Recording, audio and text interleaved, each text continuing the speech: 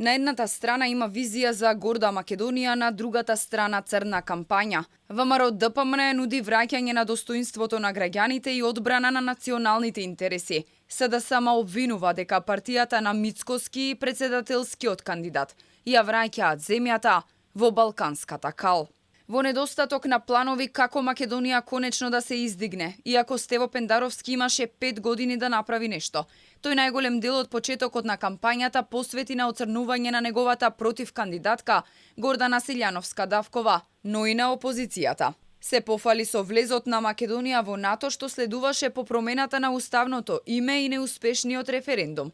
Вети дека Македонија ќе влезе во Европската унија за неколку години. Од друга страна, Силјановска-Давкова уште пред да почне кампањата најави дека нема да се занимава со против кандидатите, туку со презентација на нејзината програма. Порачува дека за сите клучни прашања во државата мора да се изгради консензус и вети дека ќе ја почитува извршната и законодавната власт, но секогаш ќе има свој став. Нема да замине надвор без да изгради консензус за најважните државни и национални прашања.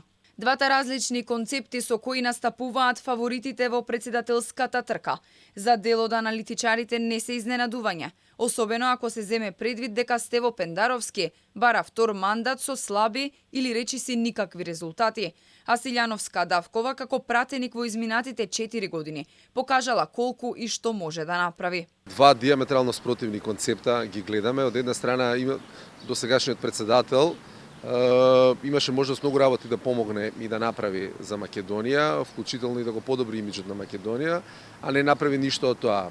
Продавањето магла сега дека ќе направат, ќе завршат, не држи вода. Значи, одлика на председателот и на партијата, коалицијата која го предлага е зборчето ќе, за разлика од митингот на најголемиот претендент, рекол со најголеми шанси да влезе во да биде председател на Македонија, изнесе пораки во кои верувам дека добар дел од нив ќе се остварат. И анкетите и расположението на граѓаните, но и незадоволството од досегашните структури во власта покажуваат дека ВМРО ДПМН ќе победи со 100-0. Според аналитичарите, овие избори само ќе биле прашање со колку гласови ќе изгуби СДСМ.